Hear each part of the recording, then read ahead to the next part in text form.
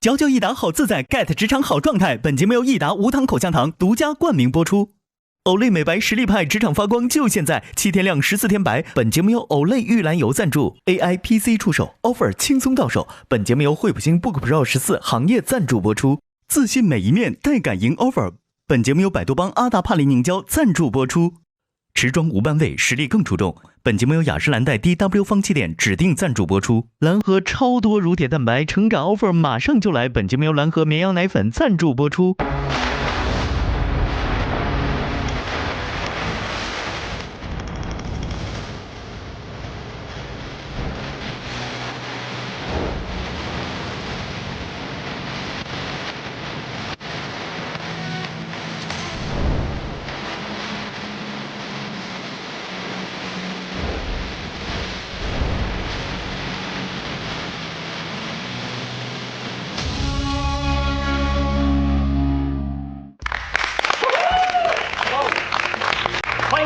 腾讯视频自制的国内首档律政职场观察类真人秀《令人心动的 offer》第6季，嚼嚼益达好自在 ，get 职场好状态。本节目由益达无糖口香糖独家冠名播出。AI PC 出手 ，offer 轻松到手。本节目由惠普星 Book Pro 14行业赞助播出。本节目由专注皮肤健康30年的百多邦品牌赞助播出。再次欢迎加油团的成员们，欢迎各位！耶，大家好 ，Hello。上一期8位实习生迎来了他们第1天的实习，完成了初入职场的第一个课题。其中的向致远还有洛欣，凭借毫无争议的优秀表现，率先通过评议。那今天即将迎来我们 offer 观众特别喜欢的分组辩论课题，你最期待谁的表现呢？我期待是陈仲瑜。仲瑜，你是真的爱他？对，因为他说话很让人舒服。我希望他这一集能够露出锋芒。那辩论会不会让对手舒服？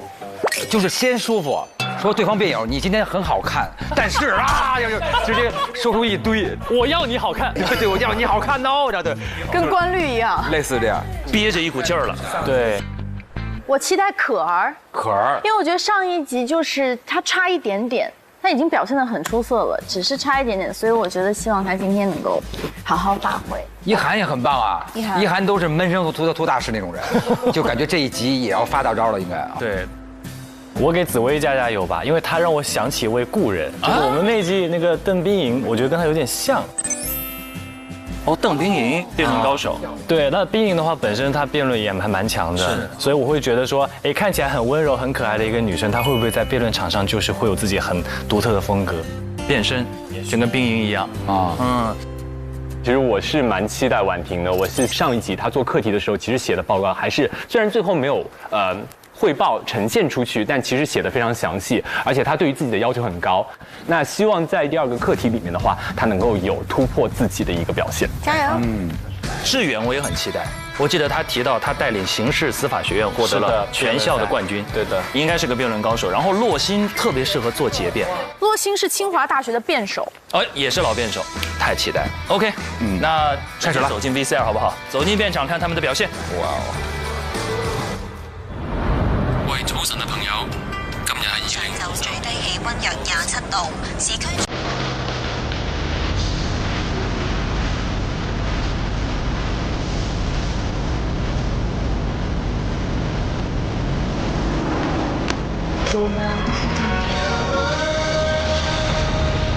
这步不过去了，我们应该是最早的。你吃东西了吗？我吃了蓝莓和小番茄。哇，这么健康！哎，我也打到了。喂，我聽不懂。喂，你好。哎，你到咗邊度啊？哇，下雨了。Hello， 早上好。Hello。你们叫了是吧？是哪个学校的那个？娃娃害是法院的对于判例的这个就是原告诉被告，然后年份跟。先走了，拜拜。拜拜。感觉回头我们3个给拉一个小群，铜锣湾兄弟群。你看，男生们自个儿有单群，铜锣湾兄弟群。没有什么辣的，没有。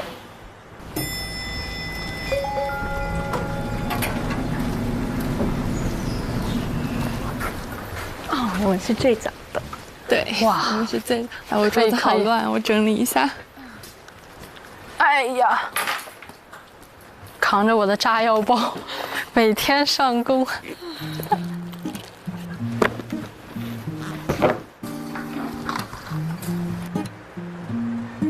哇，这个发量。最让你羡慕的是发量。陈可儿看上去就没睡觉啊，他这个发型，跟昨天一样。对，可能都是假的，就是晚上睡觉前摘下来，然后再戴上了。也不行。你去弄咖啡喝吗？去，走，我也去。哎，弄完继续搞昨天的那个。我都，哎。Hello， 原来好早。Hello， 我们其实也就早到了一步。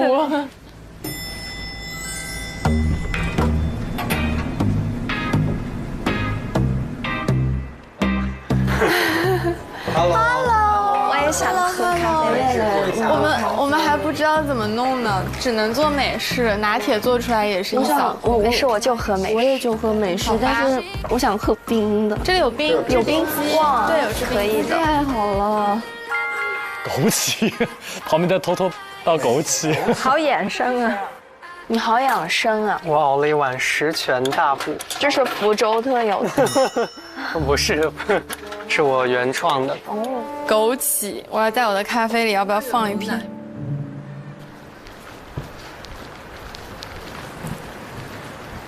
你不喝咖啡吗？先不用，我把昨天的先赶紧收个尾啊。你交了吗？昨天还没有，所以我今天早上来就早点把这个先弄完。对，加油！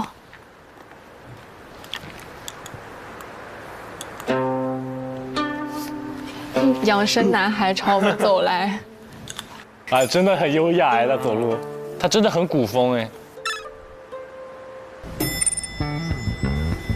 那真优雅还得是普律。蒲老师特别像名模，对不对？那名模厉害啊。Hello， 老师好。Hello， 咋？我第一次面试的时候，我看到 Annie 的时候，我就觉得她好符合我心中香港那种律政俏佳人的形象。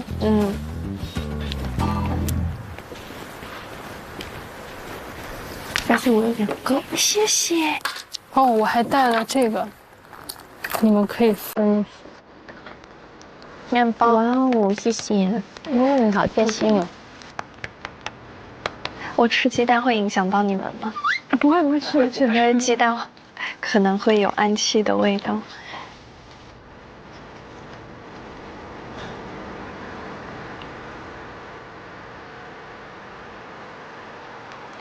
这位同学真的好养生。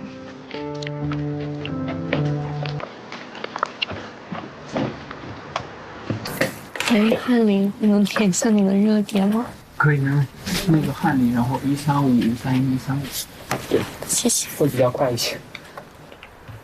然后加王文翰，他叫错了。他叫错了。哦，他叫他翰林，好尴尬。翰林是我微信，没事，但是一般也会有人叫我。其实还好，后面叫啥都行。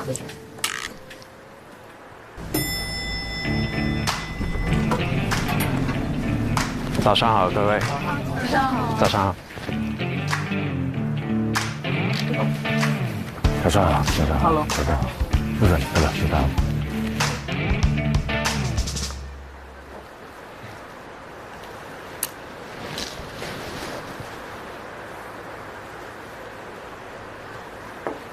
喂，追神，應該就等下。救命！感覺要發任務了。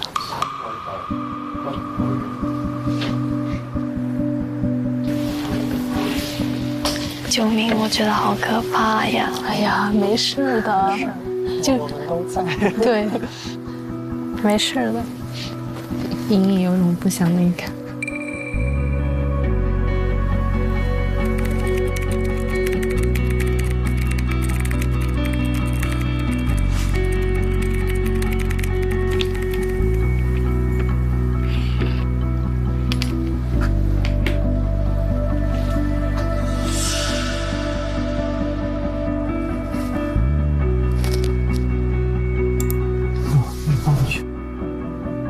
发出去的时候 KPI 已经定了。哦。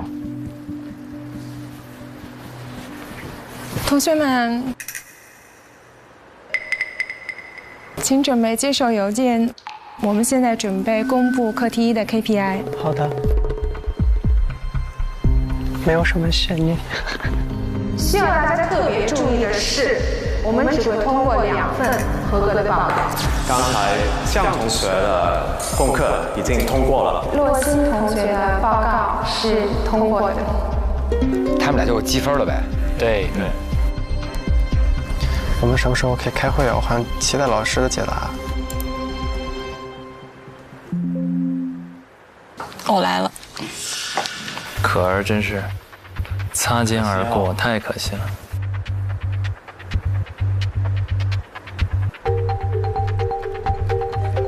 天哪，不会吧？不会吧？是什么？是很高吗 ？KPI？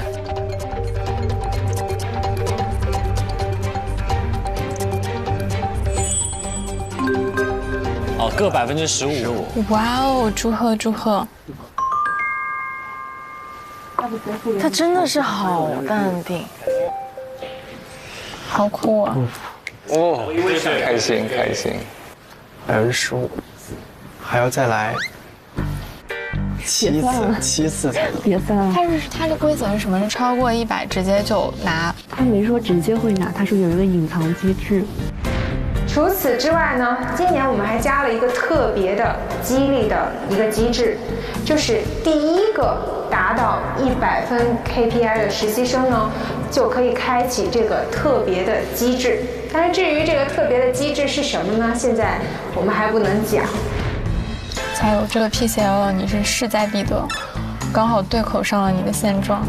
哦，他刚好需要是吧？已经忍不住笑了。对。这一周好有压力。有啥压力？做这一周得一头赶上了呀。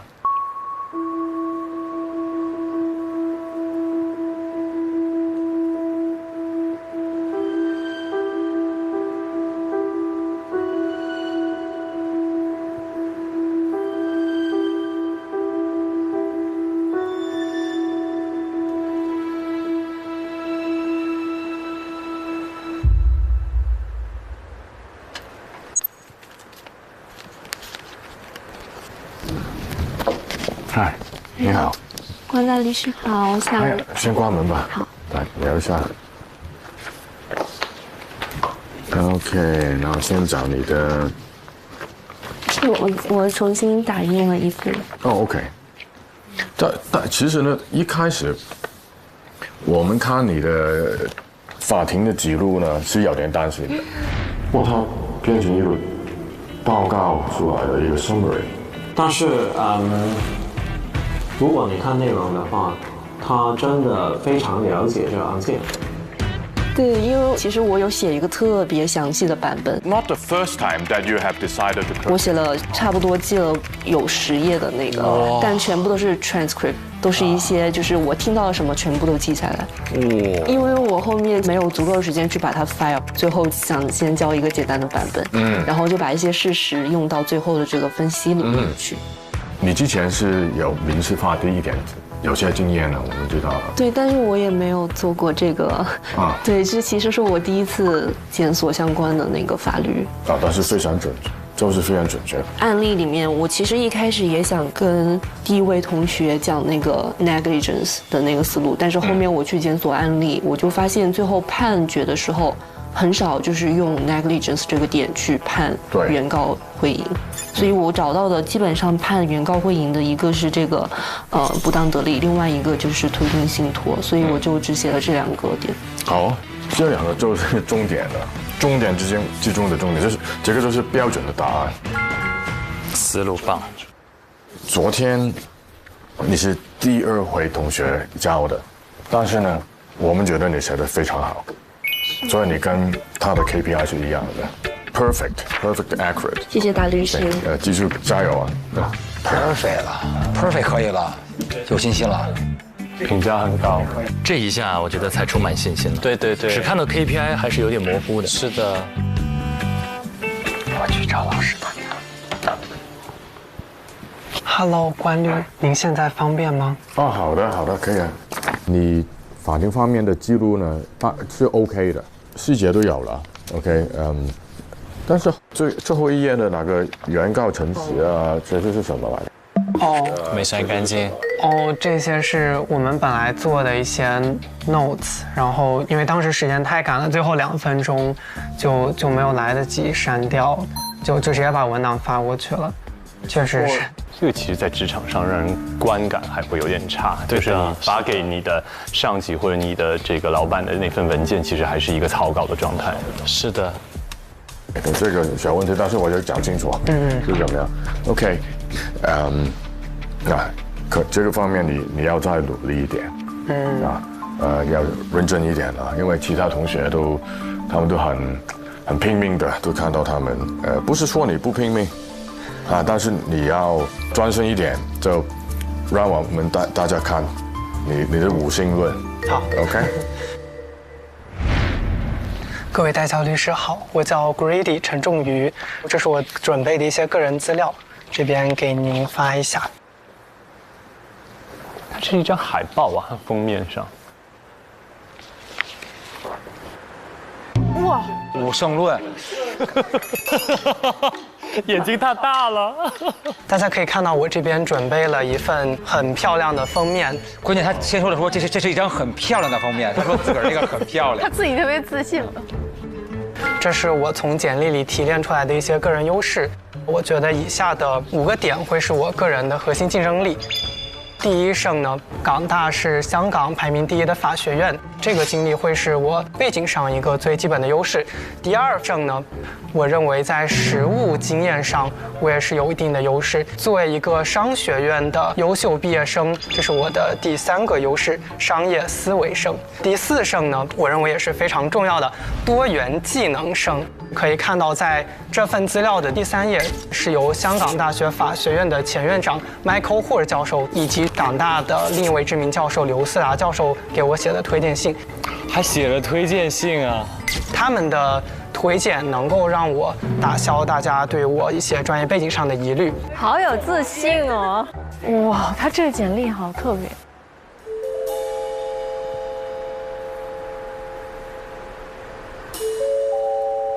所以总的来说，您把我招进您的律所，其实收获的并不仅仅是一位大律师的学徒，在我的背后也有一位顶尖商学院毕业的管理，还有 4A 广告公司的 Account Executive， 也有具有5年活动策划经验的活动策划4年经验的媒体内容设计师。我过去一点点的经历碎片拼接在一起所形成的一支没有军装的部队。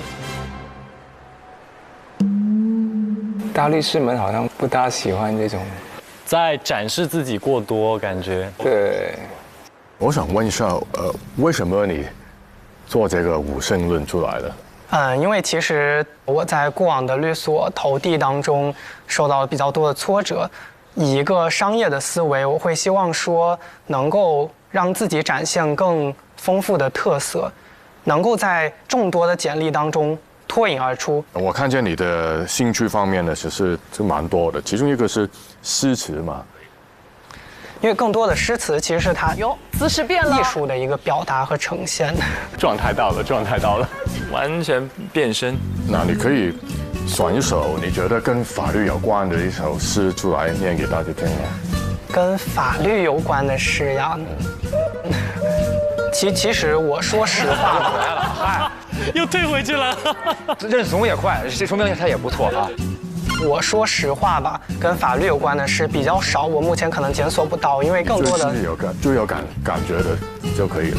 那我朗诵一段李白的《将进酒》吧，这是我比较喜欢的一首诗。君不见黄河之水天上来，君不见高堂明镜悲白发，朝如青丝暮成雪。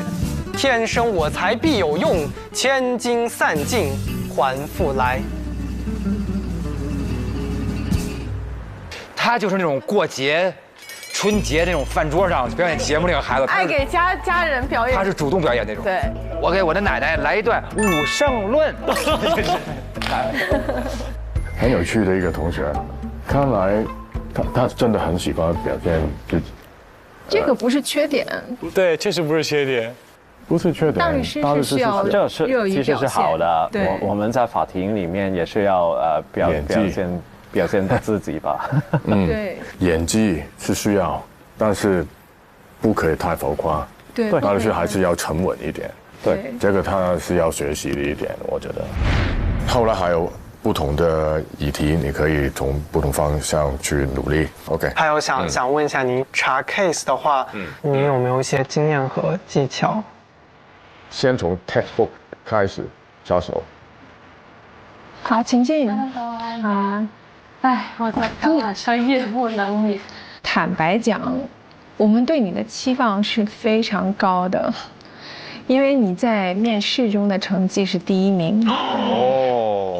于涵，对于那个普通法的了解，必须尽快去看多一些有关的案例。你在英文方面，可能你要做很大的努力。我们几个讨论的时候都认为你是表达能力 presentation 做的是 one of the best， 是非常好的。其实你做的这个是做得非常好。真的吗？我昨晚可是一早就做完，但是我不敢叫，因为我找不到就是很好的案例。啊，他有点完美主义呀。可惜先发嘛，对不对？不熟回来再找再补。那个案例的话，你的报告非常好，面试方面也是很不错的。你昨天的表现呢非常好，非常亮眼。谢谢官员，看到你的信心都出来了，可以做回你自己。OK。好，谢谢官员。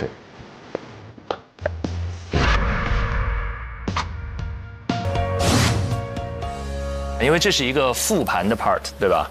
我们的实习生们找到我们的3位代教律师来聊第1天的表现。那各位看完之后会觉得哪一位让大家印象比较深刻？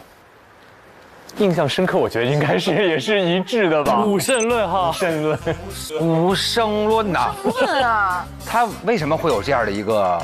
他不是说嘛，他想要展示自己，他是个商业思维。他本科是学商科的，但是他一上来就说，大家可以看见我特别漂亮的这个封面哈，他已经先把自己认为这是一个成功漂亮的感觉。对。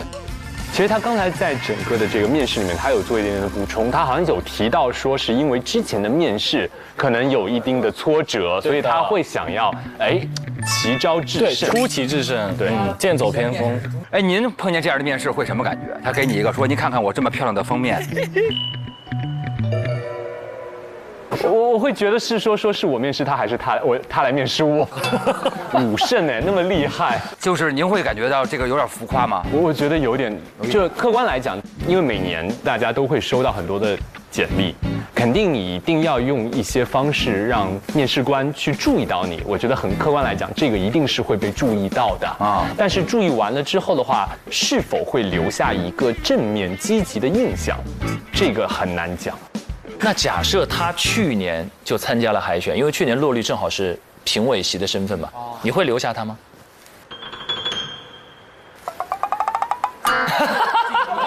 笑容是个答案。我觉得洛律会。礼貌的微笑开始了啊！不是，我觉得他会的原因是因为去年那一届有一个实习生叫做梁威，他的简历叫做 Hello， 我是梁威，他也留下了，也留了。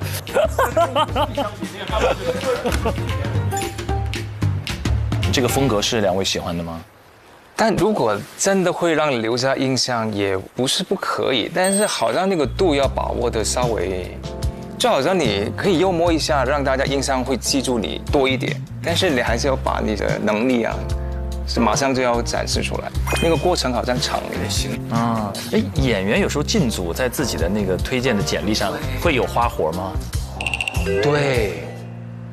这个真的跟个性很有关，我能理解他的个性，但有时候有一些，像我有时候连那些在公众平台的，我连打自己的联络方式，我都要纠结半天，就是我是那种比较往后退的，这种我看到特别往前介绍自己的人，我特别佩服啊。范南哥有点矮人啊，我算矮人。对，范姐呢？我觉得如果面试的话，还是比较谦虚一点好。其实都选出来，实力是有的了。你也没有必要说我要多么的棒，然后全部说出来都是名。对，头衔。对。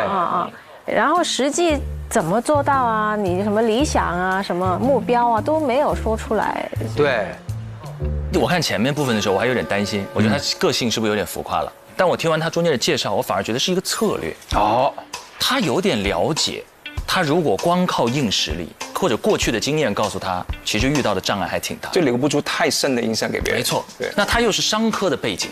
商业销售的过程当中，第一时间留下深刻印象，可能是一个博弈策略，所以他专门选择了这个策略。事实证明，他做到了呀。对，虽然面试，但其实我想提一提，就是我就看，因为这是他的简历，是他在多伦多大学的时候的话，他的毕业成绩是专业前10，是 High Distinction。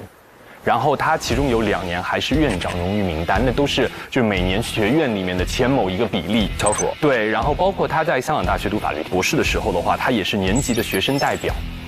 所以其实这些我觉得，如果我收到这个简历的话，其实他不用武圣论，我会觉得蛮不错的。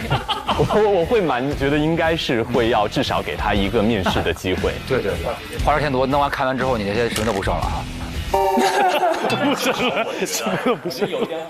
我觉得有一点好的是，你会感受到他对于那些诗词的那些热爱，其实并不是一个装饰，然后或者说是一个吹嘘。然后当时让他去，那个你立刻跟我们分享一首你喜欢的，那立刻他就将进酒，然后来背这样。我觉得其实这点还是至少就是他还是把自己一些真正热爱的东西，他是有跟大家来分享。我觉得这点还是一个不错。包括我也在想说，武圣论会不会是因为他本身就比较喜欢古体诗？然后他会觉得说，他其实通过这种非常对仗的，然后找出来自己5个大的优点，然后以这种形式呈现，可能他也是希望通过这种方式，然后能够给大家留下一个深刻的印象。总之他做到了，留下深刻印象还是做到了。各位生活中有没有见过那种夸张的自我推销或自我介绍？因为我碰见的比较多啊，因为我参加节目的时候，有很多都是选拔类的那种，各种各样的。因为我最近刚录完说唱嘛，说唱每一个人的自我介绍都非常的印象深刻。Yo check this， 对。然后但是他们有很多人都喜欢那种说自己特别了不起，然后全世界就他厉害，别人都不行，就是这种感觉。我记得那个海选的时候，有一个人那个说唱那个词是前后自我矛盾的。因为我们那个不是每一个人谁要能过掉给他金链子嘛，给他金链子。他说那个什么我的说唱从来我不信命，所以你给我链子是命中注定。然后他说，他第一句说他不信命，但是我给他链子是他的命中注定。到底是你要干嘛？对。就是他们有一种自信爆棚啊，就是他只信好的。对啊。因为我有没有人家来面试什么的，没有很多，都是认识的朋友，但是很多有紧张的，就是啊你好，你是我的粉丝。那这我碰见过。然后他想管我叫大张伟，又同时想管我叫大老师，所以他说你好，你是大张师吗？对，就是很紧张的。大张师。真的说过，还有大老张，大老张也说过，反正就是有时候大老张，你是不是大老张？大老张还蛮准确的。可以，反正就是这种。是的，其实刚刚除了在面试这个环节当中，终于给大家留下了深刻印象之外，我看导师好像高度评价了好几位，一个是洛欣，是洛欣的通过案例反推论点这件事，对，让导师印象深刻。另外还有可儿和志远的法律分析，导师也是觉得写得太棒了 ，one of the best。那接下来呢，他们很快要进入的是我们刚才都已经大老师已经反复 cue 到的非常期待的辩论环节。辩论环节到底会怎么分组，然后怎么展开，会面临着什么样的题目？我们看看 VCR 第2段中会不会为我们揭晓。我还想参考一下他们的。好，我可以请教一下，参考一下你的那份。参考一下我的 ，OK 啊。对。我看一下你的思路呗，我们来共同讨论一下。你可以。可以看一下吗？天哪，你这个格式，它这个格式是标准的英文 analyze 的一个格式。哇哦！我觉得你写的比我好。真的吗？不会。真的。天哪，你这个真的很标准，感觉在看我的期末考试考卷一样。凑热闹。围观一次，围观。都在学习标准香港写法。我们放大一下，所有人都来了，听到一个标准。该不会婉婷没过的唯一原因就是她发晚了吧？完美主义哈，一定要找到一个非常契合的。哇，这是标准的3步，对，有个 background， 然后后面可能 application， 一些。可以吃饭了。好。可以吃饭了。各位同学，我们吃饭了。好的，谢谢。互相学习，看彼此的报告。维尼的分析报告。非常好，非常好。先吃饭吧。好。你这个真的很标准，我需要向你学习。你看我用的 principle， 我就是几乎只用我。我觉得你讲的这个案例应该很厉害。其实我是用那个怎么样？稍微有点数了，真的是。慢慢在建立对这个检索跟香港法的那个。还在学习法律的一些基本名词概念。我也在学习，因为我不然找不到那个检索的关键词。走啊，先去吃饭吧，我们。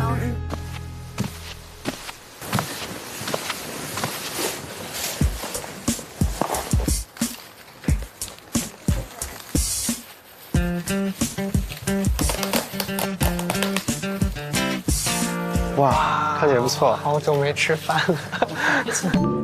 昨天晚上也没有吃饭。没有，吃了饼干。早餐应该有吧？早上吃了面包，吃了一点。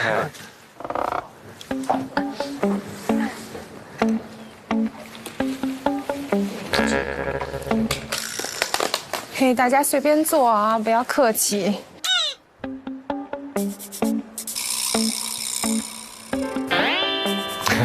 排嘛，绕场3周了已经，是不是不敢坐那个大律师旁边啊？自己随便放自己喜欢的。其实我不太吃米饭。你是湖南人？怎么会？就只有吃下饭菜的时候才会吃米饭。吃多一点呢，有可能今天晚上又没有晚饭了。Oh my god， 好可怕！已经现在开始害怕了。大家1个月以后都瘦了，肯定的。我来之前1个月就已经瘦了。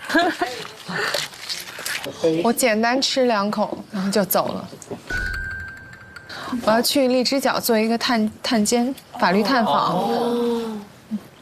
安妮大律师，你是之前在北京待过吗？我是北京人。你是北京人。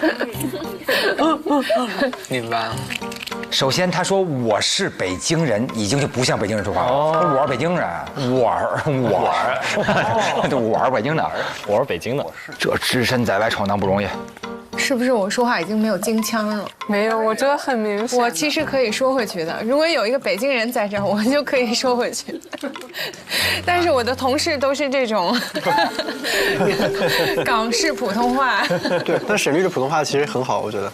是吗？对，好，谢谢啊。好了，我要走了，你们慢慢交流。下午见。很多人说大律师呢，诉讼律师呢，是一个隐藏的演员啊，就是因为我们上法庭其实也有一定的表演的成分，的天分也是需要的。其实跟我们大律师的话，就是在庭上做这个事情，声量要足够。我们昨天的那个法庭不算大，其实是一个挺偏向小的一个法庭。所以真的需要一个好的 voice， 好的声音需要传得非常远。如果不是的话，连法官也听不到你说什么，就不可以。我看声音方面呢，张同学、陈同学，你们3位呢应该讲出来是很有中气的，应该没有问题。然后罗同学应该都行的。你们我就要再听清楚。你看，我同意。其实我可以大声说话，但是我很怕我大声说话，别人会觉得我很凶或者没有礼貌。不会有人觉得你凶的。先退一下。我同意罗同学。你用正常音来说。就是正常音我就会比较大声，一点也不像，好温柔。我在一些主持然后辩论的场合的时候，我会知道我现在的角色不是完全的我自己，我就会说要表达，然后即便我很紧张，可能就因为有这方面训练，就我可以让别人以为我不紧张，就看起来很自信。好期待哦！这个可以训练的，不用担心节目你觉得比较小就没关系，可以训练出来啊。其实那个正确的发声的那个方法是打哈欠，打哈欠的，打哈欠，就是这个，让气直接从丹田运上来。对，对，这是我记得之前那个声乐老师就是第1、第2节课一直让我用餐巾纸擤鼻涕，让我发现那个发声的方式和位置，因为我最开始总喜欢扯着嗓子用鼻音去唱，然后他就让我擤鼻涕，把声音往后带，然后就一整节课1个小时都在那里擤鼻涕。我觉得其实是有一些锻炼方式挺有意思的。对。就我们在辩论队训练的时候有做过相关的训练，就是很多时候我们的辩论赛可能200个观众、300个观众，他们在特别大的一个会场里，你需要把你的声音特别清楚地表达出来，然后很多时候你声音的洪亮程度一定程度上反映你的自信程度，你讲话的自信的姿态和你声音足够洪亮，其实是能够感染观众的。所以说，我觉得声音不一定要特别大，但一定要感觉底气很足。然后我对这件事情有信心的，我讲出来我就 OK， 我对他很 OK 的，对，很重要这一点。我们之后会不会有辩论的课题啊？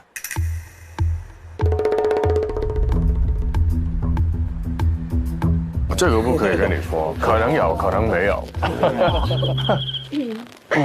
也可能是全是个人的题目。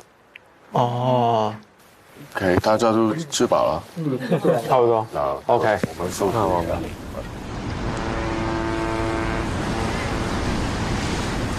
我刚刚问志远和洛星要了一下他们的报告，然后看完觉得果然人和人之间还是有差距的。昨天看他们那么快就提交了报告，我都非常的震惊。也不知道下一个课题会考什么，我现在焦虑到想喊救命。来，紫薇，脚2立，稳住心态。谢谢。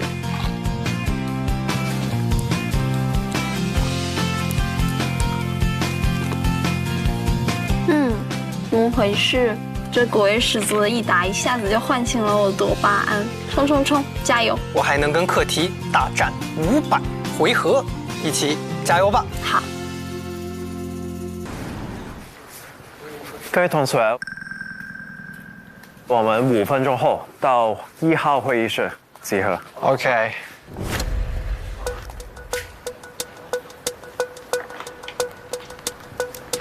我要不先去，他不说5分钟嘛，我们提前一点去。先去吧，走。啊？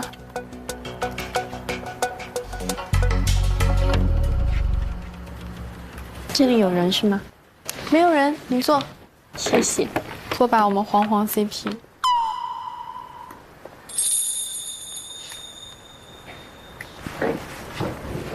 好了，各位同学。我不知道你们有没有留意到，其实这个办公室有一个特点，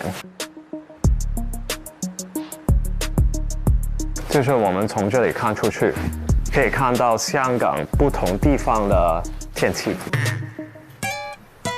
今天早上我看到一个非常特别的情况，就是我们这里是下雨的，然后将军澳那边是天气非常好，然后九龙那边是天有点暗。我不知道经过昨天的那个考核，你们现在的心情是天晴还是下雨？这个开场白一定写了很久。但是我们很快就到那个第2个课题哈。第2个课题我们是一个法律议题的辩论。此案例为虚拟案例。今年的2月15日，在中环有2个男子，其中一位是李志杰，另外一位是郑尚和。他们2位本身是不认识对方的，但是他们在那天因为一些琐事发生了一个争执，有一些互相的袭击的行为。然后有路人将他们2位分开了。分开以后，他们就各自离开了现场。但是后来呢，郑尚和他突然在附近晕倒了，然后李志杰又恰巧路过这个位置，就帮他进行急救。在急救的过程中，突然有人大喊：“哎，杀人了，杀人了！”赶紧报警。李志杰他就觉得，如果郑尚和他真的不幸的离世的话，他有一点就是有口难言哈，他就离开了现场。然后郑尚和他在医院接受治疗，发现他有4条的肋骨断裂，还有一些比较表面的损伤哈。但是经过那个医学的检验，其实郑尚和他是有冠心病的，所以他应该晕倒的原因是因为他有冠心病。最后，李志杰被告了上法庭，当然他也在法庭里面尝试跟法官解释，但是他的辩护理由没有让法庭接受。李志杰被定罪，也判了3个月的监禁。这意思就是帮倒忙呗，是吧？就是越帮越惨。对，就如果你帮忙的过程中有一些造成了他的一些损伤。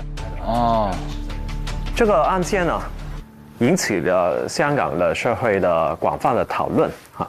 其中一个非常重要的点是，究竟香港应不应该为好人法立法？那什么是好人法了？其实就是一个可以保障一些自愿做出救助行为的施救者的法律责任。很多国家、很多地区其实也有一些好人法的立法。我们的国家也有民法典第184条，也有规定，因自愿实施紧急救助行为造成受助人损害的，救助人不承担民事责任。我们这个考核的方式是这样的，各位实习生将会分为2组，正方的话就是支持在香港为好人法立法，反方就是反对在香港为好人法立法。获胜的队伍每人会获得 10% KPI， 最佳的辩手也是10分的 KPI。然后我们将会在明天下午2点做辩论。现在我们 KPI 榜上最高分的2名同学就是若欣同学跟商志远同学，你们将会是2组的组长。他们挑队员啊，挑人，点兵点将。然后我这里有2封进分，其中1封里面有一个先字，选到那个先字的组长可以先选，你们可以选持方还是选组员，你们先抽签吧。你先抽签。OK。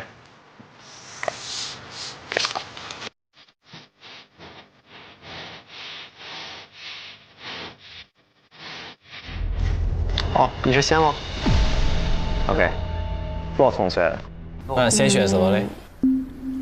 猜他选题，选人。我会先选人呢。先选人，你觉得人更重要，对不对？人重要，对。我选组员。选组员 ，OK。那尚同学，你需要先告诉我们，你选的是正方还是反方？我选正方。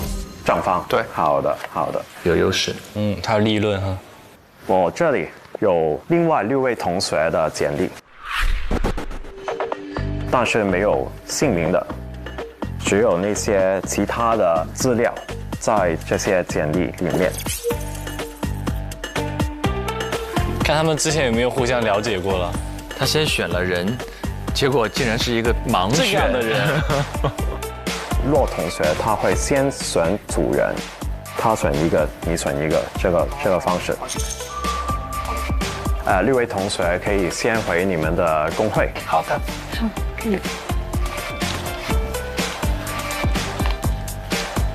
加油加油加油，大家！ OK， 那么你们2位可以从这里的履历选一下你们的组员，我就先出去继续工作。好的，实力再见。坐，咱俩坐。司仪是我先选是吗？其实说真的，其实我应该很想跟你走，但是 maybe 下次。好呀。友谊第一，比赛第2。好的。但是我们要不要临时调整一下工位啊？有没有必要？你刚刚还说友谊第1，比赛第2，你现在要调整工位了。志远已经有一点挥斥方遒的感觉了，好有压力啊！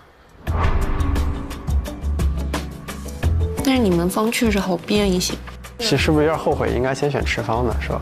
我以为他说的那个选队友的意思是你先选4个。确实，如果他说是先选一个，那我可能就会选池方了。对，正方确实好变一点。我有点好奇，你们更喜欢哪个立场？我喜欢正方，我喜欢正方，都喜欢正方哈。大家都是，一般辩题不都是？对。那你现在你的自由行政是什么？你觉得这个案子？我还是想选正方，其实是没有说哪个更好打吧，只是说你从正方去打，你可能可以去找很多案例的情况。志远他应该是很有辩论经验的，那就如果跟他一队的话，所有的辩论准备他都可以主导。但我觉得洛星是那种很稳的人，他做这些一定会准备的非常充分。是的，应该特别厉害。就等组长发配我们。对。这个我先选走了。我选一份这个。我选这个。我选这个。我选这个。好呀。那我们就过去念吧。走，过去宣布我们的选人结果。哇哦，刺激啊！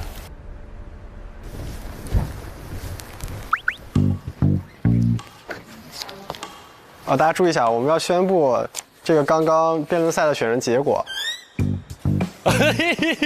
吃瓜！哎呀，好喜欢管理。可爱哦！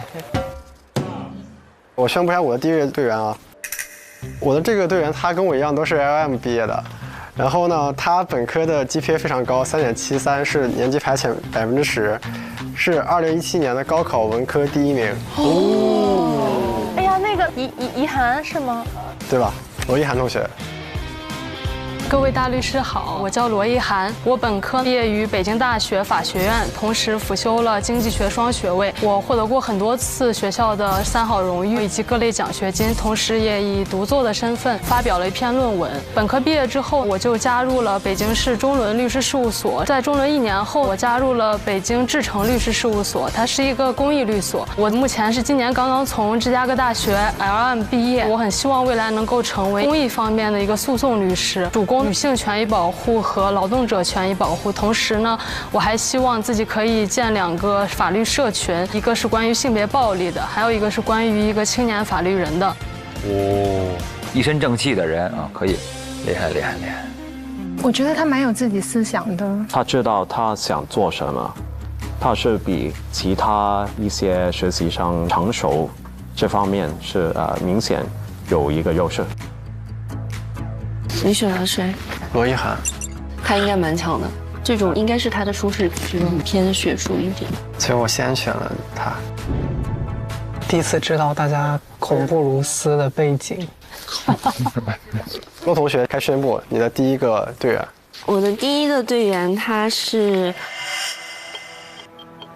有参加过2023年度国家社科基金的重大项目，然后有参与编著待出版的破产法的书籍，然后有国家机关委托的纵向项目。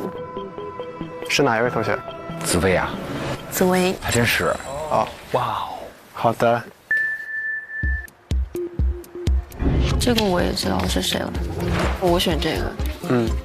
各位大律师好，我是来自中国政法大学的上燕紫薇，我本科和硕士都就读于中国政法大学，目前是研究生1年级的学生。我本科期间参加了院辩论队和模拟联合国大会，硕士期间一直在跟随我的导师从事一些学术科研项目。哇哦，有理论经验，深藏不露啊！并且同时我也在参与编撰《破产法评论》第5卷的书籍的编写，一直在参加中国政法大学破产与重组研究中心的公众号“破产法快讯”的编辑一职。我在刚进入这份工作的时候，我很喜欢做的是采访的栏目，用我们公众号的名义去联系业界的法官或者比较杰出的律师，申请能不能采访他们，然后问一些他们为什么会选择破产法领域，生活和工作如何平衡等等相关的这些问题。从你的履历可以看到，你其实从来没有律所的经验。那你觉得你的优势在哪？我认为我的优势是，我是中国政法大学的本硕，我一直以来受到的法学熏陶，我觉得是有信心的。我的沟通能力很强，我对人都比较真诚，所以我认为我可以很好的跟上级沟通，也可以和当事人去了解情况。要说我目前比较大的缺点的话，就是没有律所的实习经历，但是我认为这不是一个可以不给我 offer 的理由。我认为每个人都有第一次实习，毕竟人生是发展的，我相信我以后这些一定都会好起来的。香港的大律师是我从小一直就很崇拜向往的一个形象。我觉得大律师在戴上假发，然后就不再代表他自己的时候，代表他身后的利益的时候，我觉得是很帅气的，就是这种仪式感让我喜欢。我觉得他那个亲和力是他的优势，很温柔，说话也是很动听。我比较担心的是，可能他之前这些工作都是由导师带领，对。他有没有自己一个主导的能力？有没有自己去主持一个案件？应该是一个什么策略？这方面的能力有没有？他需要成熟一点。是的。现在还是一个小朋友的状态。我第二队员他是志远，他应该是很有辩论经验的，就如果跟他一队的话，他都可以主导。我第二队员他是本科的绩点排名在334个同学中排第6名，前2%，民法学原理几乎达到了满分99分，而且他有丰富的律所和法务的实习经历。仲岳，哇 ，OK， 不是啊，加油，欢迎，加油，加油，好。文翰是强的，我觉得厉害。我的第2个队员是修过法学和电影学的双学位，然后有在律所助力诸多公司在港股上市成功，主笔撰写了多家公司的港股上市申请英文招股书。这个是可儿，谢谢。因为我自己气势比较弱一点，我想选那个气势特别强的。它就是一个交易平台，它就是靠这个东西来赚钱的，所以这个点我觉得对方是没有办法来回击我们的。他把这个不当得利的4个要素都说了出来，然后案件的分析等等都做得非常好，而且很全面，非常好。可儿真的是天选3辩，陆心4辩，绝配。倍感荣幸，谢谢。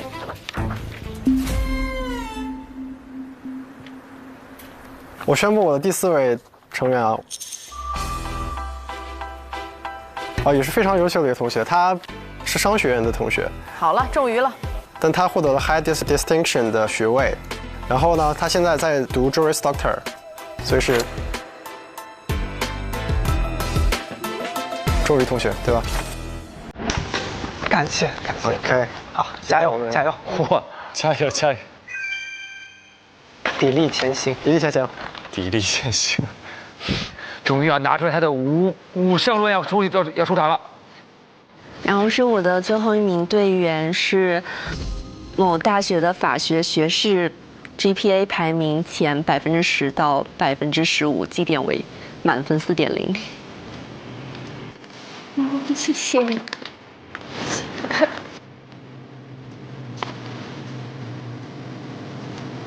那你们是4个女生呀？对，我也挺想角色的女生的。女生天然的就会让你觉得很难产生敌对感，这个是真的。就像很多1辩和4辩都会选择女生。我们再过15分钟之后，我们去会议室讨论一下这次的那个任务分配，好吗？好。对，我们的持方是正方啊，大家要注意。志远已经有点主心骨的感觉了。我们4个半小时之后吧，我们半小时再去，大家先凑一下。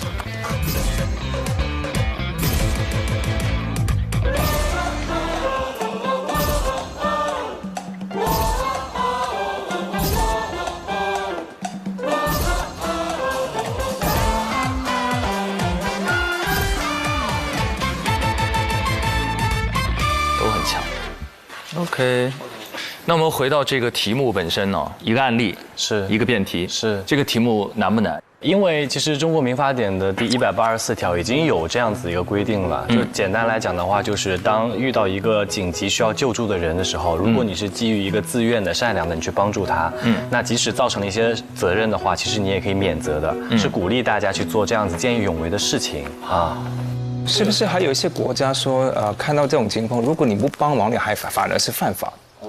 有可能。那如果这样说，不是正方很有优势吗？对，我其实是觉得整体来讲，正方的话，它有的优势，一个方面会体现在，其实大家会认为这是一个好的事情，会倾向于说，去立法。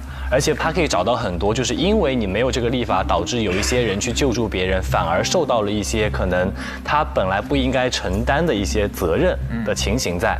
但反方的话，其实很难找出一个案例说支持他们不应该立这个法。其实我之前这个有听过一个案例，它是来自于加州，它大概案情是这样啊，也是救助的2个朋友在路上走，然后其中有一个朋友的话走路的时候他被车撞了，类似于，然后另外一个朋友就看到他撞了之后压在那个车底下，他就很担心，说万一这个车爆炸，他不生命都没有了。那他虽然不是一个这种救助的专业的人员，但是他就把他拖出来，但他拖的过程当中可能拽狠了，然后导致他这个可能有一点这种脊柱的这种损伤，有点瘫痪啊这种，然后他的那个朋友就直接把他告了，就是他主张的就是说，那我当时是在救助他，那为什么我还要承担这个责任？但当时的话，那个判例其实还是相对比较早的。当时他的那个好人法在当地，他的这个人群是限制在有这种，就是比如说医务工作者。就是你本身有这个能力可以去救别人的，这也是为了规避说你去乱救别人导致别人损伤的这么一个状态。然后后来的话，就是因为这个案例，然后后面的话，加州就是立法，然后改变了，就是把这个救助的人员的这个免责的这个范围，从你即使不是一个专业的这种医护人员，你去救助的话，你也可以免责，是有这样子一些案例。但其实之前在香港是真的有去讨论过，说香港是不是应该要去立这样的一个好人法，但是到目前的话，应该这个法还是没有在做这一方面的一个变革。这是为什么呢？因为法律并不是一个单纯的说这是一个好事，我们就应该去立法。是的，其实立法它是不仅仅是一个从道德层面的一个考量，很多时候的话，第一个你要去考虑本身你的这个法。把它成为一个成文的法律之后，它是否有一个清晰的一个适用的一个情境，它的标准、它的程度，还是说反而会因为这个立法导致了一些模糊的不清晰的一个状态？其次，那你的这个立法之后的话，你也要去综合的考虑它所带来的社会影响，并不是说一个我好的初衷就一定会导致好的结果。本身立法它还是一个复杂的一个过程，所以回到这一次的这个辩题的话，我当然同意，可能从一个，大家道德的观感的角度，就好像节目里面看到所有的这些实习生，似乎他表达的都是觉得说，我会选择正方，是。但其实从一个辩论的这个角度而言的话，我觉得这可能是一个双刃剑。对，我也觉得因为其实正方他它的相对它的辩论的这一个路径其实是比较窄的。我能够想到的，他大概率说的比较多的都是说这个就鼓励大家去做好事啊，它会比较单一，没错。但是相反而言的话，其实可能是一个从辩题上面有一些劣势的观点，对。但是的话呢，如果他能够去找到一些好的论述的方式，反而让听众有那种受到启发的感觉，可能在判定哪一方胜负的时候，就会有一个优势。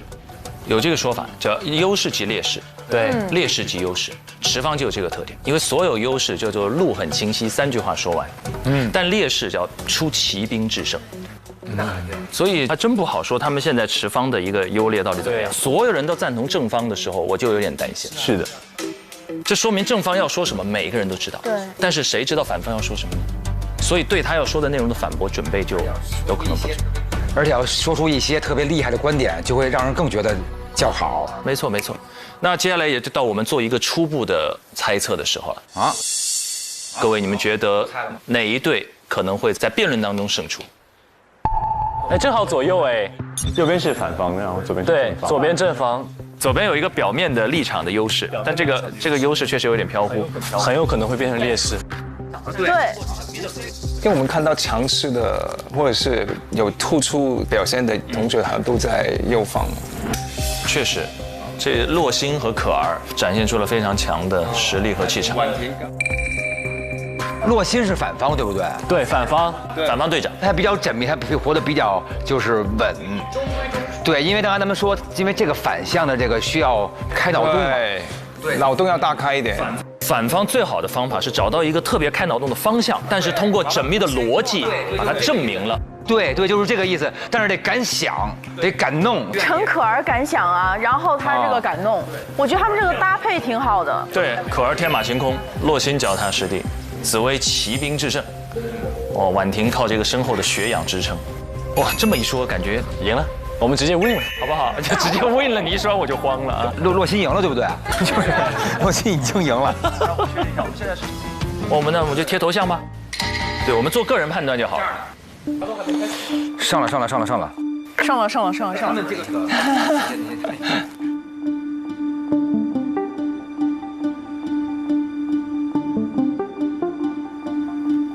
好了，这个不用犹豫。贴好，来，我们一起来亮，好不好？3、2、1。等会儿看看我们。哦，您都贴那边了，那我们就我贴了。哇，7比0哎，全部都这边有优势，对不对？阵容齐整啊，高手云集。不过这个小贴纸只是我们目前的决定，接下来这段 VCR 看完之后，大家有任何观点上的跳动，随时改变。不要再动，不要再，太怕跳动了，对，要坚持到底，来吧。好，那接下来我们就一起看看他们正式 PK 的过程吧。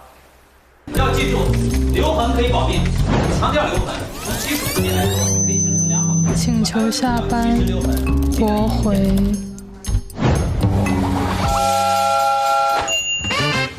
来2粒益达，放松一下。果味迸发真的好清爽。这是你做的法律研究。益达，嚼出自在好状态。嚼益达好自在 ，get 职场好状态。益达全新升级，果味瞬间迸发，口感清弹，嚼得更爽。咦，你的益达被我吃光了。是我们的益达，来随便拿，秒变自在。咱们 meeting 吗？走吧，我们去那个小会社。OK。开始。首先陈述一下我方一辩的论点。在美国颁布了针对用药过量人群的好人法。后来呢，有一项统计表明，3109个乡县的人口普查数据都显示，颁布了这个法律的2年之后，用药过量致死的事件相较于颁布之前减少了7%，那说明它确实是有效果的。第二个的话就是可以避免好人被讹诈，最后官司缠身，那又提升了被施救者得到施救机会的概率，因为更多人愿意站出来了。这个此消彼长，这个逻辑很好，就是一升一降了。对，这是我们需要达到的立法效果，是吧？很好。最后一点就是比较抽象的，所谓恻隐之心，人皆有之。来了，武圣国风。如果因为一个人好事做得不够完美，就要惩罚这些主动站出来挽救他人生命的义士，那是对人性中光芒的压抑，对非专业施救者自由意志的剥夺。而正确的立法可以驱散压抑良善光辉的阴霾，拔除剥夺自由意志的枷锁。这是向最后上一个价值。我觉得你刚刚就是发挥的好，但是我觉得就是有一个点，就是你需要注意一下跟前面的衔接好，就是你不能割裂感很强，是那种前面是那种冷冰冰的说啊，我们觉得第一个论点、第二个论点、第三个论点，最后说突然说孟子说是吧？那个有稍微有点，别的我觉得很好，我觉得这个其实没啥。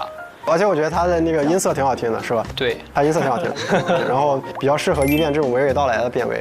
对。怡涵心里肯定不是这么想的。真的，我觉得怡涵有话讲。我目前想的论点其实跟你就是有点像，对，就会有点像。然后这里我们可能要补一个防御性的论点，就是我现在的想的是几个点。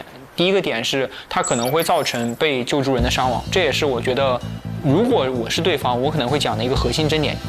很专业，有经验。然后我目前想到的回应可能是2层，第一层回应就是个人层面，你存在明显侵权行为的，你应当承担侵权责任乃至刑事责任。然后你在社会层面的话，其实还是要去讲，像就是一辩你要讲到的，就是说我们的这样一个行为的增益，它是肯定要远大于损害的。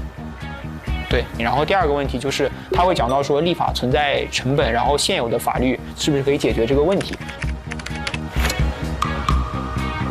我觉得这个其实是他们要主攻的点。然后我目前其实看了一下，就是根据那个香港基本法跟香港的其他一些法规，它不能直接适用民法典的这一条。然后我不知道你们目前查下来有没有香港其他的制度可以拼凑出来一个能现在直接适用的，还是说你们觉得现在就没有？我觉得这个是一个蛮重要的一个问题。对，得查判例，比如说有没有判例，它是怎么保护施救者的。但哪怕在这样的情况下，我个人能想到的一层回应是，你判例有判例的好处，那立法肯定有立法的好处。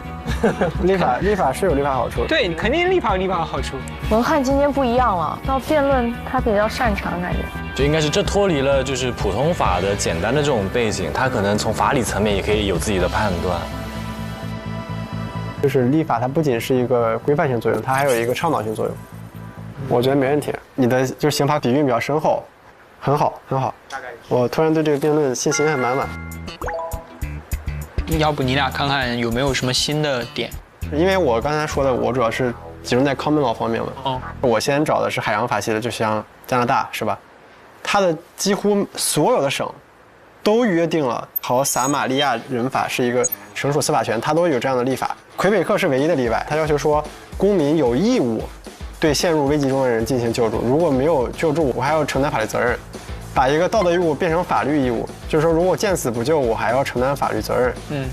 这是刚刚汉良哥提到的。对，我听说过这个。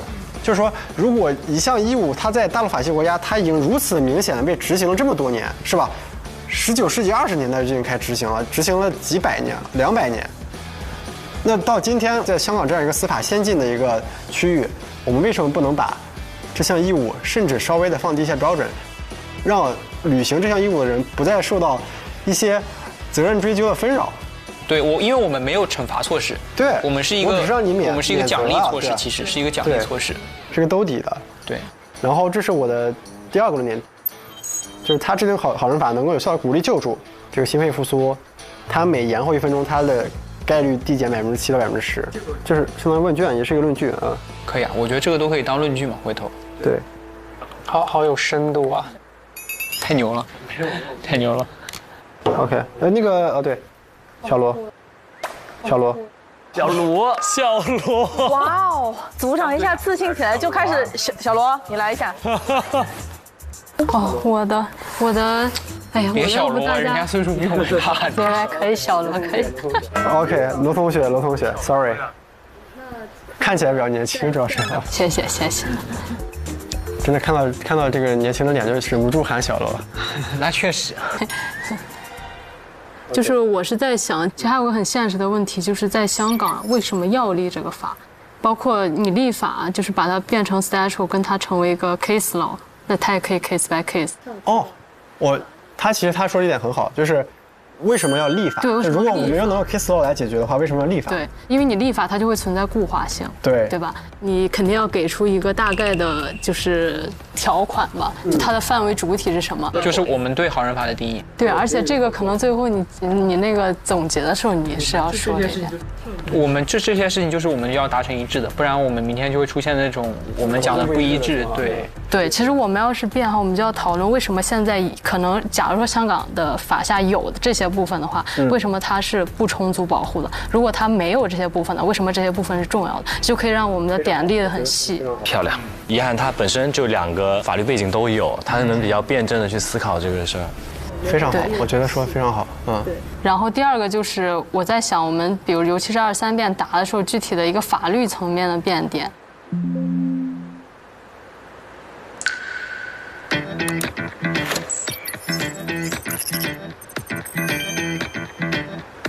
哇，遗憾太棒了！我已经有点想把圣往这边挪了，我感觉就凭他这一个 word， 我已经挪了啊，都没有。它就是一个自愿救助的问题嘛。那我们要做是给自愿救助行为免责。那免责的这个东西，它在侵权当中，它是处于什么样的层级？比如说，它本来行为就不具有违法性，还是说它是一个过错层面的一个过错的责任阻却的一个对。然后就是你去辨析这个自愿救助行为的时候，肯定大概3点，一个是自愿，那救助义务可能是法定的，也可能是约定的。那这个我们可能就会来辨析一下救助义务它有没有，以及它的归属怎么判定。然后第二个方面就是它要紧急，判断标准是一般人的标准还是当时的这个行为人的标准，以及这里面就有一个推定的受助人同意。有。然后救助行为它有没有一个注意义务？然后他承担的是过错责任还是无过错责任？因为这里面肯定涉及到刑事跟民事的交叉。对，哇，你这写的好有逻辑性啊！厉害，发光了。我觉得你已经帮他大大减轻了他的工作量。我天哪，你这个是刚刚自己写的吗？这么短时间里？太强了。不是，逻辑是自己弄的，但是中间肯定很多论据是找的一些资料。他也很快啊，我觉得。对啊。他震惊了，志远，感觉有你作证非常的稳妥。有各位作证，有各位作证，有各位作证。你有一个武库在这儿，就是别人随便抛过来一个都能接住，真的。我觉得罗老师说的非常好，好。升级了，升级！一下从小罗变成罗老师。我喜欢志远，喜欢就好真诚，只要有真内容、真东西的，马上他就认你。我觉得罗老师说的非常好，好 ，stop。突然感觉这个辩题变得专业了好多，好有深度啊。我觉得已经够打了，我觉得我们已经够打了。我觉得没问题。然后我一辩可能就是主要第一层面多引入一下，法律层面就交给遗涵和不会，你都要讲。你相当于是你，我简单概括就是你可以把它理解为你是我们的发言人。比如说我们现在定了3个点，你把3个旗帜立起来，好的。然后他们负责去砍对方的旗帜，同时稳住我们的旗帜，然后最后我再想办法把我们的旗帜再扶一下，大概就是这个意思。主要是备赛时间有点短。确实，我觉得今晚而且大家好好休息，这个很重要。是的。哇，还有这样的战术安排，我挪了。不是，我缓挪过来。陈明老师，你还没有看女生组那边，我觉得你应该要把女生组那边也看完。我先挪，看到能打动我再挪过去。已经改编了，已经改编了。哇，他们这个真的不先听这边吗？听听看。我们差不多去讨论吧。好。我是这样想的，以模庭的经验来说的话，大家先确定一个 skeleton，就是我们大体的框架，对吧？然后你们都关紧了吧？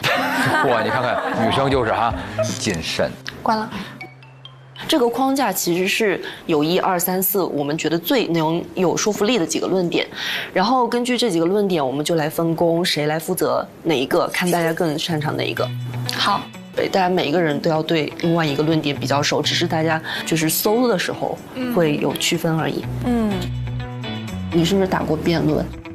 之前是主辩或者是结辩。那我觉得你可以做这次的结辩。我觉得他可以打1遍。我会比较倾向于想打2遍。好，对。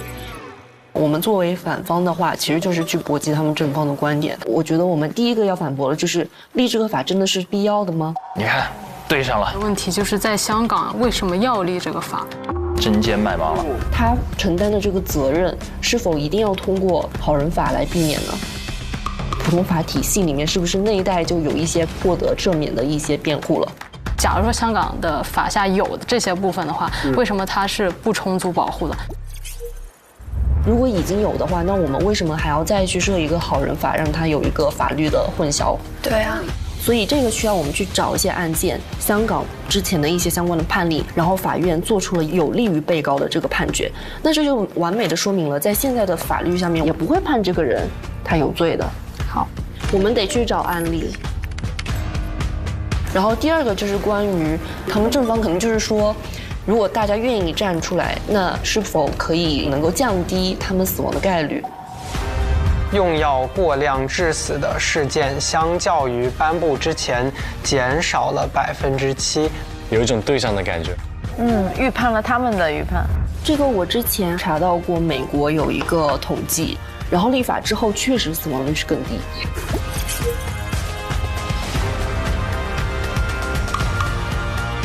我觉得如果他们要从这方面的话，我们会很难变，所以我们可以想一下，如果他们提出这一点，我们的应对方法。然后再接下来才是说弊大于利的事情，因为你想，如果他没有那么多的急救知识，然后你去对他进行一个立法的话，所以你鼓励施救无责任，一定能带来好结果吗？这个是我们一个非常重要的点。就是他制定好人法能够有效地鼓励救助、心肺复苏，他每延后1分钟，他的概率递减7%到10%。高手啊！陈明老师，换边吧，快！缓缓，咻！到这儿。确实，我觉得这个点很好。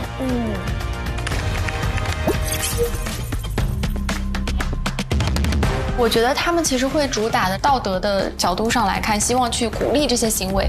立法它不仅是一个规范性作用，它还有一个倡导性作用。更大的社会的广义上来看，这个法是好的，这个我是同意的。有时候法律的问题会涉及到很多复杂的东西，是可能公众没有办法考虑到，但是立法机关是一定要考虑到的。所以我们不能够单纯的说，因为公众的呼吁而觉得需要立法。对，所以我们对他们的攻击就可以有一点是，那你们说要立法，那医护人员免不免责？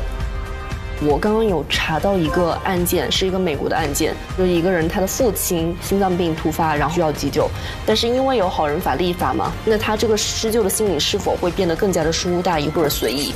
所以他是认为好人法反而鼓励了医疗人员或者是专业人士对他父亲的这个疏忽。真的厉害！你太专业了，天哪！我就喜欢这样的 leader。对。然后还有一个点，准备的怎么样？谁？还可以吗？还行。各位同学，我们下班了，晚上也不要熬太夜，明天早上还有时间。OK， 继续努力啊！谢谢。OK， 明天见，拜拜，加油！我突然想到一个点，就是内地法下我们要去立这。哎，各位同学，准备的怎样？我们现在头脑风暴，就把各自分析的东西先搞出来，然后大家一起整合一下。挺好。我们下班了啊！你们也还以为有什么提示？没有提示，继续努力哈。好的。但是他们很努力在工作。谢谢大师。OK， 加油！明天见，拜拜。冰箱里面还有食物。好的。做完了。啊，管理好好。看到仲宇就想笑。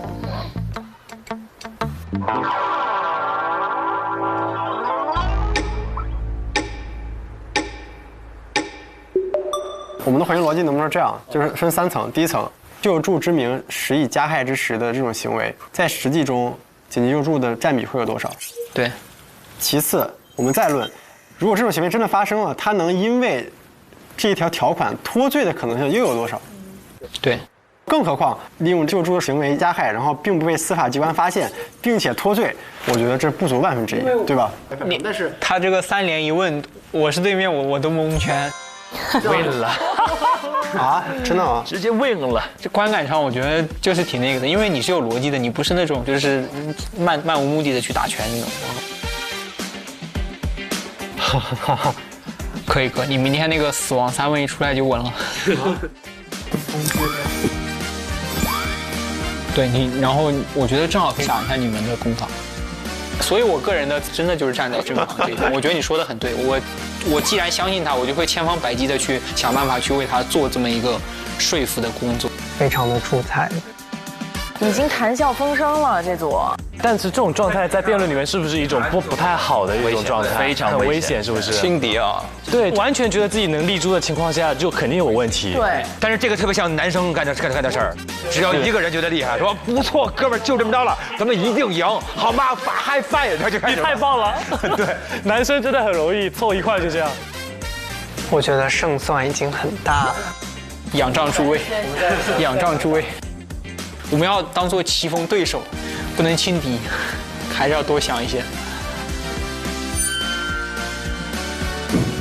我们必须要拿到这10分，这10分必须拿。然后你再拿个最佳辩手，想想你都多少分了？15加20 35。什么？你赢都还没赢，你就已经开始分这个了？3个男孩彼此都不断的给情绪价值，也不一定，也不一定。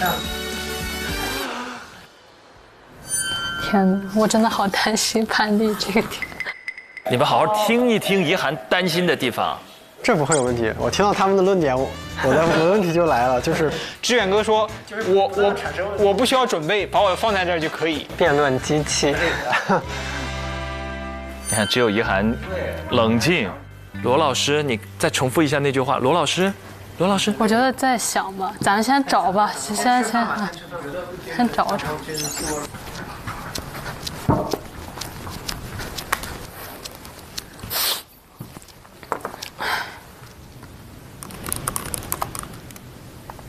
搜一搜啊，这才是准备的态度了。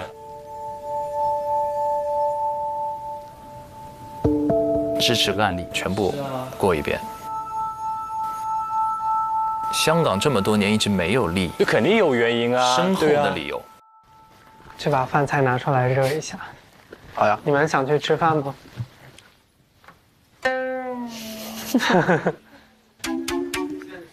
我们去吃饭呀。去哪里吃？去楼下吃啊。好。我已经很久没有吃饭，中午才吃。很久没闻到饭味了，是不是？你不一起去吃吗？我不了，他们刚才讨论时间太长了。你们吃完走的时候叫我一声呗，我下去。好的。你们怎么有饭啊？我们中午吃剩的。你们都会吃这个啊？对啊，对啊。我们不出去吃吗？我们现在去吃，一起去呗。就楼下随便吃点。主要感觉时间不太够吧。明天可以。不用那么痛苦吧，咱不是来过训练营的，细水长流。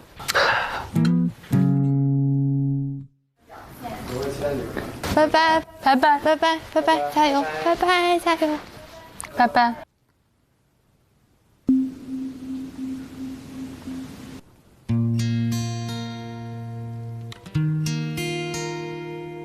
就是他一个人默默的在担心哈。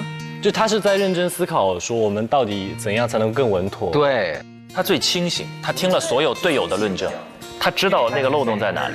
因为他之前你看他是篮球队的队长，他有人家这种运筹帷幄的这个，但是他还没有信心解决这个 bug。对，应该直接告诉他，我们这里会不会有疑问？但是就是男女的沟通，如果这么顺畅的话，婚姻都是幸福的，应该都是。是，也对。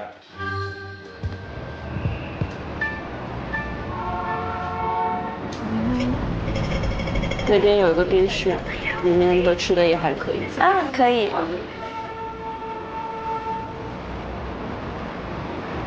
火酥吃完继续干，早点干完早点走。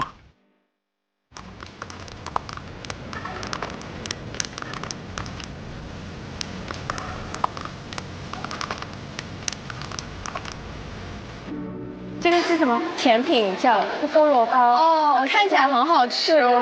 这会不会很大？是吗？珍惜能吃饭的时光。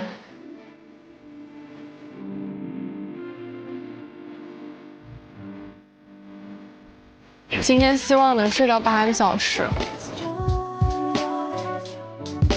还在呢，哎呦，老师加油！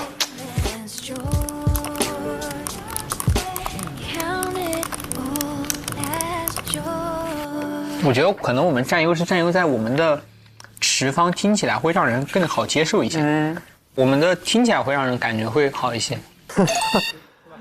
哎，你们觉得对面的队伍里面威胁最大的是谁？最大的，陆老师吧？确实。陆老师吗？肯定是洛心啊。对啊。可是我觉得陆老师是那种跟他一样的性格，就是那种岁月无声。岁月静好，你看他辩论赛中肯定会露出锋芒的，我告诉你。我感觉维尼也特别强，我反倒会觉得紫薇明天可能会拿出一个完全跟平时那种小声说话不一样的状态。对，你说的好像可儿简单一样。哦，是啊，是哦。那这么一说，每个人都不简单。确实，终于发现了，朋友们，每一个人都不简单。我现在居然有些庆幸没有选到你对面去。哦，是啊，不然完蛋了。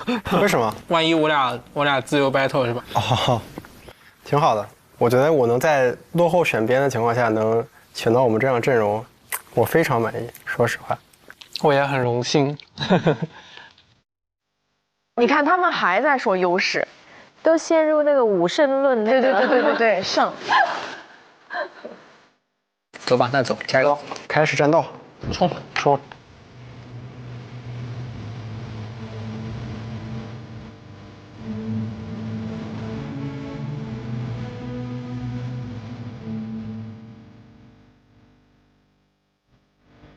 我找到了一篇讨论好人法的文章，放在文档里面了。好，好人法的定义还没定下来。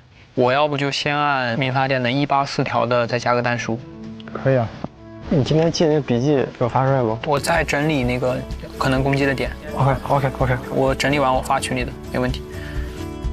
OK。现在状态会让我觉得踏实一点。对，就是我觉得还是关键就是在判例上还是要多找，你要把这个论据做扎实。但是我也能理解，就是大家一块庆祝的时候，有人过于认真的，显得很扫兴啊，也是吧。他们要走了，我跟他们一块儿。拜拜！加油！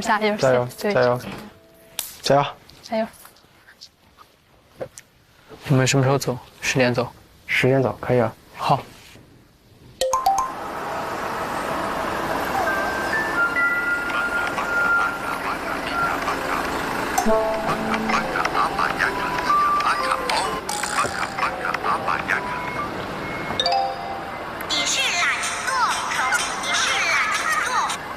喂，你们在哪个冰室啊？我们在对面呢，你在哪呀？你就下楼右转。我跟你说，你跟紫薇的你俩流程也太好笑了。他说你俩铃声把他整懵了。嘿，我终于回归姐妹团了。怎么样？被他们折磨的？他们都走了吗？还在里面？没有，他们还在里面。你有信心吗？你们的论？不太有，说实话。怎么不太有呢？主要是我们现在就是材料都还没有太整理的，时间太短了啊。哦，到了3385，我们得走回去。那走吧，那我们走吧。你们去啦，拜拜，见。你有跟男朋友打电话吗？没有怎么跟他打电话，我就今天中午跟他打了会儿电话。他是你同学？不是，是朋友介绍认识的。多大呀？他今年满30了。那你们要结婚了吗？你怎么会直接问这种？因为他应该该比较急呀。没有吧，30岁还挺年轻的呀，对于男生来说。嗯，对啊。你们在一起多久了呀？我们在一起1年多了。哇，他让我们过去。紫薇很可爱哦，就是愣问。他面试的时候就说他很喜欢采访，对吧？对，他没有问出那一句，那你怎么平衡工作与家庭啊？他很喜欢这种。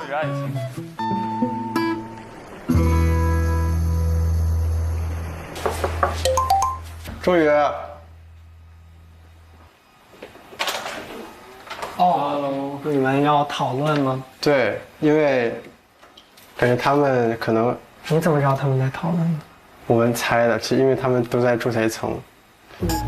哦，对了，威廉，我们想先问一下你，就是你有找到相关的那个案例，说普通法有相应的辩护这个点吗？UK 的那个就是没有立过好人法，但是有一个 X 嘛，那个 X 我们也可以说，它其实说的是，就 court 有一个权利去考虑所谓的英雄行为这样子，但是它不是一个立法，它只是一个 Act。我觉得这个是个很好的方法，对不对？一个替代措施。那你加到这个替代措施的那个文档下面就可以。替代措施，你可以先第一个点。已经做得这么细了，非常有经验，有心，他都有不同的文档应对不同的问题。但是我有个问题啊，这个 Act 它的简介写的是 Act of the Parliament of the United Kingdom， 那其实也算是一种立法。我们不会像在变相支持他们的论点。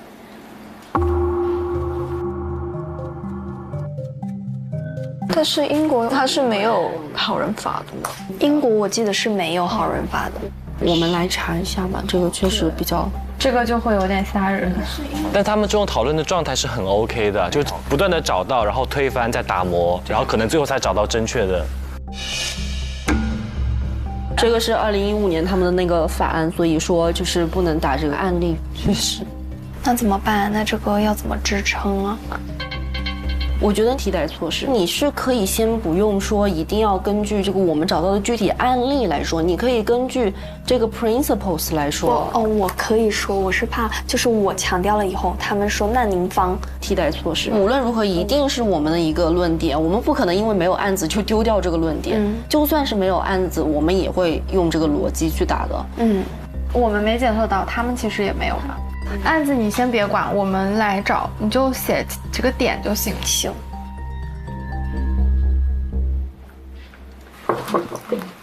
见，罗老师来了。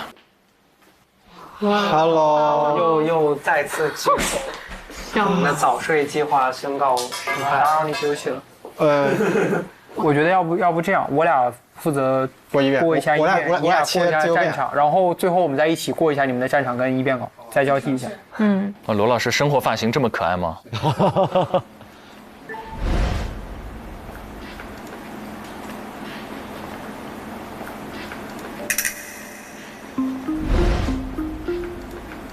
我们最后没跟你讲，因为你走的比较早。我们最后想达到的一个价值就是那种人人为我，我为人人的感觉。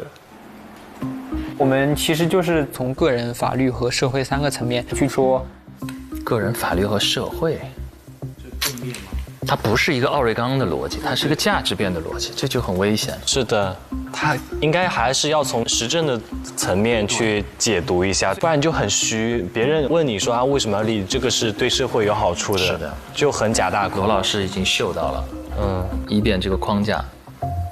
哎，就是我现在觉得我们的一辩就是这个太散了。我们的一辩有2个趴嘛，一个趴是好人法是什么，我们得把这个点给立住。对，我们得立住，我们不是坏人法，我们是好人法。对，我这个有在那个自由辩里切这个问题，你们可以点开。对，但是我是觉得咱们一辩就是这个可能还是咱要再梳理一下。然后我感觉就像今天他说的，我们就采民法典的这样的一个观点的话，然后我就查了我们的一个案例数据，50个左右吧。其实看下来之后，民法典它其实就是一个完全的免责。但他尽管在这个情况下，其实司法判例当中，被告把这个自愿紧急救助规则作为抗辩依据的，法院不予支持的就很多，就30多个。那这个情况其实可以说明，你就算是退一万步，我们这个立法哪怕规定的是完全免责，但其实它也有很大的一个司法实践的空间。首先我们是好人法，其次我们是分层的。我觉得咱得立住我们的好人法的要件有哪些。比如说自愿的点下面，我们的自愿的前提，它的义务可能来源于什么？是约定的还是法定的？然后救助它得是什么样的救助行为？我觉得咱们一论的先把这个点立住。我觉得你刚才说的救助义务到底要求具体到什么情况？其实我觉得这个不需要我们去画一个范围。辩论的一个基本逻辑就是这样，就是它存在这个需求，你要不然能把这个需求解决，就是解决你可以用替代方案解决，这是其中一种。第二种就是你可以证伪，这个需求是伪需求。自由辩论，它跟那个盘问的区别在于说，你盘问的时候，这个证人就是要回答你的，他不能反问的。对，他可以，他就东拉西扯，他就不回答你的问题，或者说我跳开你的问题，我去讲我的问题。对，所以我觉得逻辑链条就不能拉得太长。就我们的论是个人层面、社会层面和这个法律层面，对，3个层面。但是咱们这个论出来之后，咱得不出来一个咱的好人法定义是啥，以及咱们就是为什么要在香港？对你这两个问题问很关键，为什么就是在香港一定要立这个法？有点不够，感觉。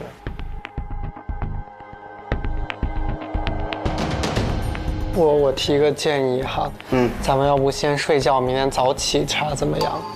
不是，现在说清楚，真得说清楚。你得先说清楚之后，才能发现你想要什么，需要去找什么东西。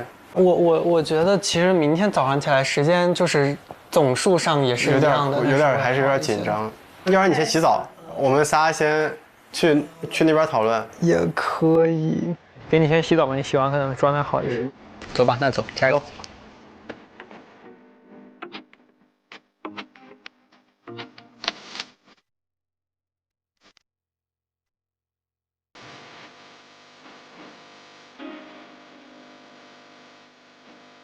我先把我目前的就是价值的落点，我先发一下。我大概在结论稿里会去讲，你可以先看下罗老师。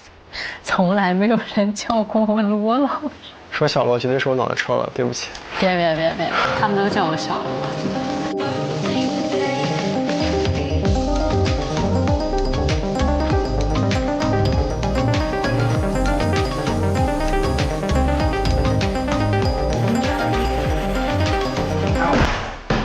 还好吗？还可以撑一下吗？还好，撑一撑吧。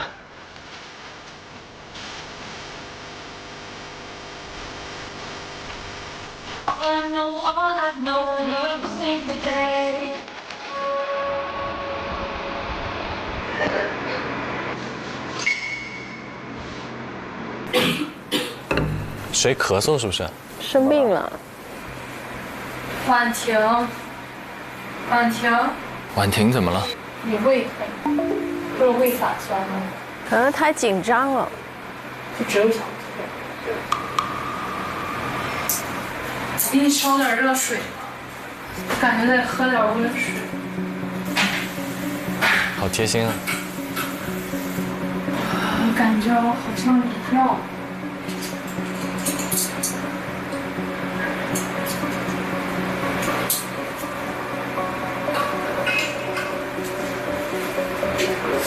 你喝一点温水吧，先睡。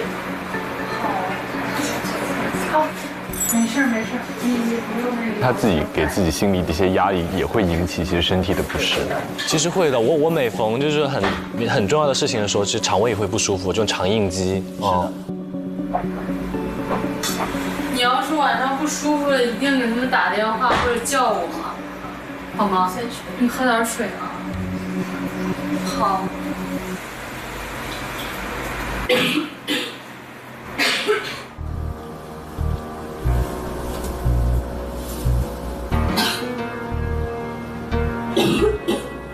我的天呀，这明天他是4遍啊，他是总结陈词的那个。其实休息不好的时候的话，你第二天状态真的很可能会受影响。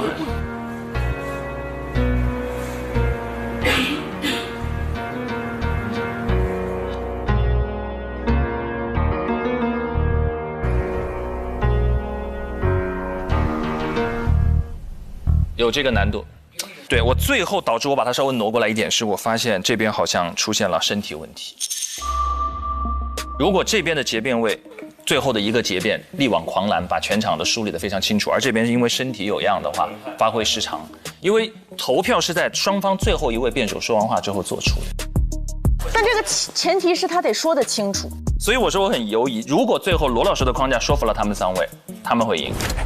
我觉得他们现在是听罗老师的，但是他们这一天的准备时间，感觉晚上又回到了白天的原点。对，就是他这一天的进程当中，其实并没有产生什么信息和这种论据上的递进。他们应该是一块儿工作的嘛，现在变成了感觉是他们3个在说服他。其实他们3个和他从未达成过真正的一致。是的。而且就从辩论和辩题的角度上来讲，辩论可能有2种大的分类，是一种价值辩，一种叫政策辩。价值辩是2种价值，人本善呐、本恶呀这种比较抽象形而上的辩论。政策辩就是探讨一个具体的政策应不应该在某时某地具体的实施。那从题目上来讲，我的判断，我个人的粗浅判断，我觉得这显然是一个政策辩，是来看香港的背景环境下，好人法应不应该实施，这是一个具体的立法动议。但是他们这3位提出来的那个立论框架是一个标准价值辩的框架，从个人、从社会、从国家，这是从价值上，包括最后这边重于生的那个价值，光啊、自由的枷锁啊，这是一个标准价值辩的框架理论。但他找到的那个是一个标准的政策辩的理论。其实政策辩也有自己的一个结构，就虚根结损，就比较常见的结构。比如说需求，你看有个好人去救人被冤枉了，有个好人去救人被判刑了，说明这个好人法是有需求的。然后还有个根属性的问题，就是这些需求跟这个法规是根属的关系吗？有没有其他的也可以解决这个问题？比如，所以这边像可儿也好像洛欣也好，就想到了很多，说我们现在有很多判例可以解决了，我可以替代你的方案。那还有第3层，需跟解决力的问题，这个法操作具体怎么实操呢？能落得了地吗？最后还有个损益比的问题，就算你说的这些好处都能做到，还有弊端吗？比如说你确实可以保住很多好人这个权益，但会不会有人去粗暴的去施救，反而带来更大的坏处呢？所以有需求性、根属性、解决力、损益比，这是一个标准的，这是罗以涵的框架。是的，所以我觉得他非常清晰，他敏锐地意识到在交锋中他最担心的那个点在哪里。比如说刚才那种情况，他要直接问啊，那对方现在就站上来问你了。我们现在有判例替代，为什么非得要立法？一遍一遍问，不停地问，直面回答。明白。苏格拉底是怎么死的？就是说得很对，就是一天到晚跟人抬杠，跟人逼死他。他当时肯定是爽了，大家都说您是对的。但是说日后的生活呢，确实是不太愿意跟他交朋友。其实我个人这么认为啊，我们有时候，非常自大的做了一些莫名其妙的庆祝，那就让他去庆祝一会儿吧。就是说我明白让人认清现实是多么重要的一件事儿，但是就是在严酷的生活面前稍微那个跳脱一会儿，还是一件好点的事儿。难得糊涂啊！我觉得可能改吗？意涵突然发飙了，就说你们不可以这样。是他如果发了一顿脾气，对，然后可能改变那个局面，可能啊。但是我感觉他很得体，他不会这么做。我觉得意涵也挺难的，因为我觉得他可能是他泼冷水又扫兴。对，他有在思考认真的问题，他也尝试表达，但是你们好像不接受的情况下，我好像也没有对这个东西特别笃定了。你们这样子搞得我好像是不是我错了？但是我又觉得有点奇怪，他就还是自己还没有可能真的说服自己，被这个环境所影响了。我特别能理解他为什么不说。因为说句实话，就从女生的角度看，男生自信成那个样子的时候，确实让我很难再。还有3个哦。曼姐很共鸣，我们之前打比赛也是这样，真的陷入在里面。我比谁还嗨，我就觉得哇太嗨了，赢了。但凡头一天晚上有这种想法，哇赢定了，我已经想不到对方要说什么。绝对的，必输。对，绝对的，睁眼瞎。就开始出现那种投什么虚拟篮球，开始亲自个儿肌肉的这种状况出现之后，就开始宝贝儿，然后就是那种对着镜子，就是那空篮真的是对，一定要往后退一下，这样类似这种就开始亲吻肌肉、投空气篮球这些动作都出现的时候，就说明自信了，已经开始了，觉得自己帅炸了。Hey girl， 对，我刚以为空气投篮很极致了，但是我确实没想到还有个亲肌肉。如果有一个男孩在我面前亲肌肉的话，我说话难听我就不说了，我没法说了，就之前以前都有那种抖表，感觉这儿有一个特别厉害的表在抖，然后磕皮鞋什么类似这样的帅气的都会有啊。对，曼姐刚才有提到说，觉得罗老师觉得遗憾应该现场发一顿飙，对不对？对啊，我也觉得。对啊，我觉得呢。但是说实话，真的在职场当中这么做还是少。各位有没有那种泼冷水的心得？其实这种叫都要时间修复，因为你打破一个人的那个固有的观念哈。对，我支持您这个，因为很多人在那个里头，他根本听不见你的说话。然后有一些会跟他说开点小玩笑什么的，但是他也听不见了，因为他已经觉得自个儿是王了。这阿卡喷达七八八，他太王了。这说了一句什么语？狮子王那个阿卡喷达，就是你跟他说什么没有用。我反而觉得很难泼别人冷水，在别人非常激动的时候，能让别人冷静下来。但是一定要泼冷水吗？可能你可以就跟他说，就语重心长的跟他说，我们这样真的不行啊，就认真的跟他说嘛，充满力量的认真的跟他讲，他还在嗨怎么办？哎，那就没办法，我尽力了。姐投降的也太快了吧，一轮呢。但要对自己很坚定才可以说这个。有时候当你稍微有一点点动摇，你也说不出这么强的话。对，因为我们真的很难有勇气去当一个扫兴的人。就是一堆人都很开心，即使你不赞成这个开心，你也会觉得啊，那还是就是来吧，就是那怎么办？其实这个很需要勇气，那是一个勇敢者。所以其实就是回到了泼冷水也要去讲求方式方法。对。然后你硬泼冷水可能会反而是反效果。其实那一刻的话，其实一涵他是不是应该单独去找志远聊一聊？因为志远是队长，就是当他们3个人其实都很嗨的时候的话，可能你真的很难，尤其是说男生大家都在的时候的话，也会要面子，然后很怕别人说，哎，是不是被打脸？对，这个方式好。但我觉得这个对一涵来讲，真的你压力太大了。就是你让他自己去想问题，然后你还要去想你如何就是好的去泼冷水，然后一个一个去泼，然后对，但其实因为志远他是队长，对，就是而且就是最初的这一个观点，其实也是由志远他是去建立了他现在的这样子的一个辩论体系，而且志远看起来是最清醒的一个。不要忘了，志远从小罗到罗老师也只花了3分钟，他相对来说是听得进去的。跟志远好好说，比如跟志远说，你在我心目中就像一杯红酒，该醒醒了。大老师去了，反正没有人想睡就是了啊。你如果是他，你会说吗？我不说。为什么？我就是因为害怕成为一个扫兴的人，所以才进入演艺界的啊。但我一定会说的，因为那个是比赛嘛。哎，可是我们一起输也很开心呢。不行，输了。所以到这个环节为止，我们现在其实心里站在两边的都有，对不对？对。我觉得其实灵魂的地方在这里了，就在第2天白天，罗老师要怎么去应对。同时，我们也很关注就是婉婷的身体状况，对，希望她不要身体有恙。好，那接下来就要进入到这段 VCR， 要着重提醒各位了。这段 VCR 一结束，我们将正式进入本期的推理环节。没问题。上一次我们错了，2发2偏。对，这次汉良哥已经说了，应该是没问题的。跟汉良哥走啊 ，OK， 来下一段 VCR。走吧，我去模拟一下。我马上给他改完。方正宇改稿，全改了，有戏耶！婉婷，你现在好点了吗？你看起来非常的脆弱。他整张脸都有点白呀，苍白。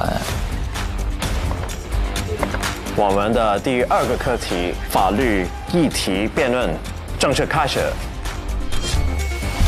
提倡订立好人法是为了驱散压抑人性光辉的阴霾，让无数见义勇为的法律中没讲完呢，没讲完就不收。你们设立的这个新的好人法，其实和香港现有的判例法已经是一个重合的状态。那您可以给我举一些例证或者是判例吗？没有找到有利的案例，罗老师就直接攻击你这个点。你们今天也一直在空中楼阁，没有提出你们自己的真正的立法的需求，你们一直在提其他的法律，那其他的法律是不是已经可以解决这些问题？你们为什么还要提？听完更觉得没有立法必要性。我反正都是帮女生这边。结辩抱病归来，如果他这边磕磕巴巴，这边却是气贯长虹，有结辩翻盘的可能性。好了，各位同学可以查收邮件了。我希望这个邮件里面志愿的 KPI 是35%。哦，天哪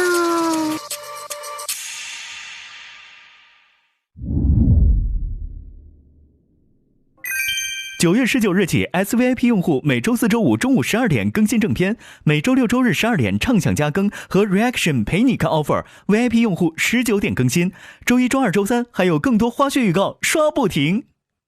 99益达好自在 ，get 职场好状态。本节目由益达无糖口香糖独家冠名播出。自信每一面，带感赢 offer。本节目由百度帮阿达帕林凝胶赞助播出。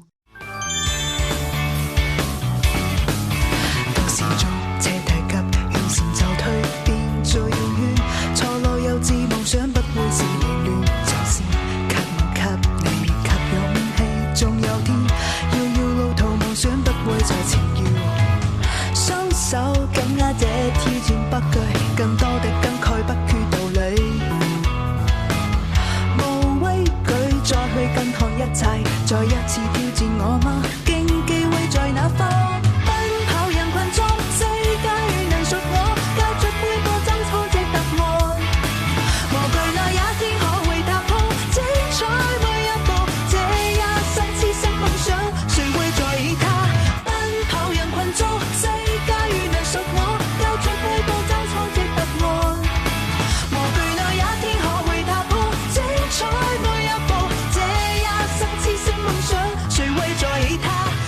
上微博参与令人心动的 offer 议题辩论，畅所欲言你的观点。更多精彩资讯尽在新浪娱乐、微博娱乐、微博综艺、新浪综艺。感谢丽丽城传媒对本节目的大力支持。